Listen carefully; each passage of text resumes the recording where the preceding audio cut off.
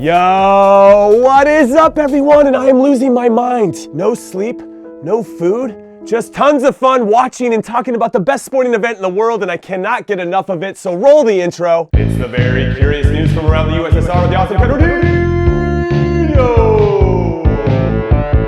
Very curious news item number 1. England almost pulls in England. Like some other countries we have seen thus far in the World Cup, the Three Lions absolutely dominated their opposition, outpossessing them, outshooting them, outcreating them, and yet they still almost couldn't get the job done. Thankfully for them, however, the stout defending by Tunisia, who were scrambling around heroically for 95% of the game, didn't include marking on set pieces as one of their top priorities, as Harry Kane, who is easily the most important player on England's team, was left unmarked twice at the back post, including what was most likely the last corner kick of the game. And don't get me started about how it is remotely possible that Tunisia, who only gave up 4 goals in their whole qualifying campaign, didn't mark the most important player on the field when the game was on the line in the 90th minute, because it just doesn't compute in this brain of mine. It doesn't make any sense whatsoever. How does that happen? But it did happen, and that led to Harry Kane scoring both goals in England's huge 2-1 win. Also, for as much grief as I give England and English fans for always underperforming, because that's what you do when your own country doesn't qualify, you poke fun at others to deflect from the sadness that you feel deep inside.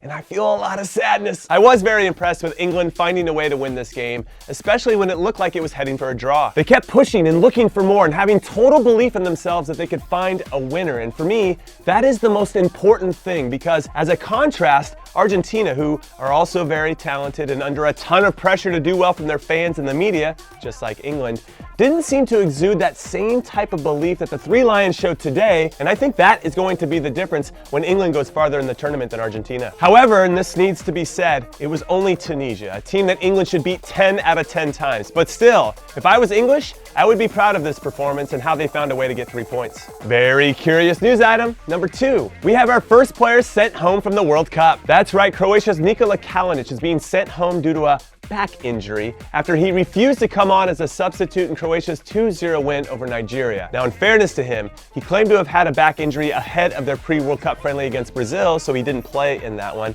and during one of their recent training sessions. So I don't want to come off like I think he's faking it. I'm sure he's got something going on. However, this is his first World Cup and most likely his last since he's 30 years old. So let me say it like this, just between you and I. If you were in his position, knowing you would be in some pain if you played, but also that you would get to realize a dream and represent your country in a World Cup, wouldn't you want to play instead of saying, nah, I'm good, it's my back, just, a little tweak.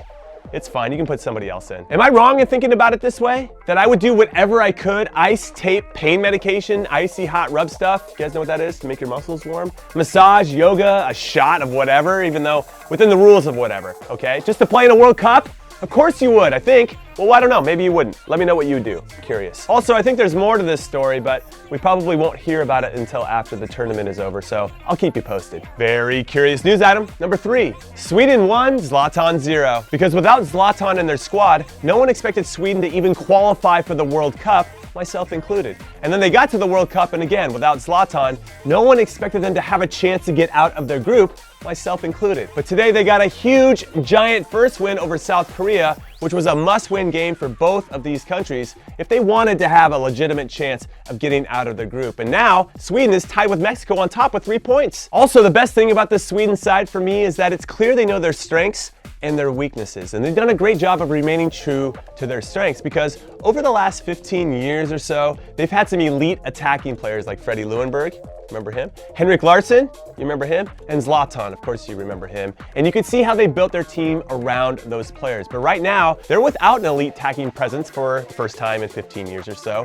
And they've had to build their team on their amazing defense, and it's working to great effect. Unfortunately for their opponent, South Korea, it's likely that their World Cup is over, barring a miracle, because they're not as good as Mexico or Germany, and both of those teams will be hungry for the full 3 points. So let me be the first to say, thank you for coming, South Korea, but you're toast. It's done. Have a safe trip home. Very curious news item number 4. Belgium did exactly what they're supposed to do, and that was blow out a team that they were much better than. And yes, I know that's no easy feat, especially at the World Cup, where if you give a country with less expected of them a little bit of belief, and I'm looking at you, Iceland, who epitomize this, then they can achieve great things. But Belgium never let Panama, who were the last hope for teams that wear red, white, and blue from the CONCACAF region, to do anything of consequence. And then Belgium's quality, especially in the second half, eventually wore the Panamanians down, and they were the deserved 3-0 winners. Now, my favorite part about Belgium's performance today, and something other countries should take note before they prepare to play them, is how they can beat you in so many different ways, whether it's Dries Mertens scoring a wonder goal from nothing, or Romelu Lukaku running off the back shoulder of the center backs to get on the end of crosses or to get behind a high line, or Eden Hazard pressuring defenders to make mistakes, which leads to good chances, or when he just creates stuff out of thin air, as he tends to do because he's really, really good, or Kevin De Bruyne breaking down a few defenders to drop dimes into the box, or the threat that they pose overall on set pieces because they have to be one of the bigger teams in the tournament,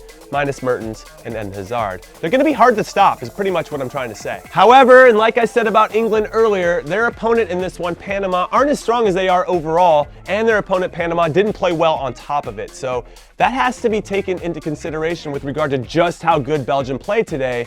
But it is a good first win to get their World Cup started off right, which will give them that nice mix of confidence and momentum going into the second game of the group stages. So all right, that is it. That is all I got. So let me know your thoughts like you always do. Hit like and subscribe, of course, and I'll catch you tomorrow. Later.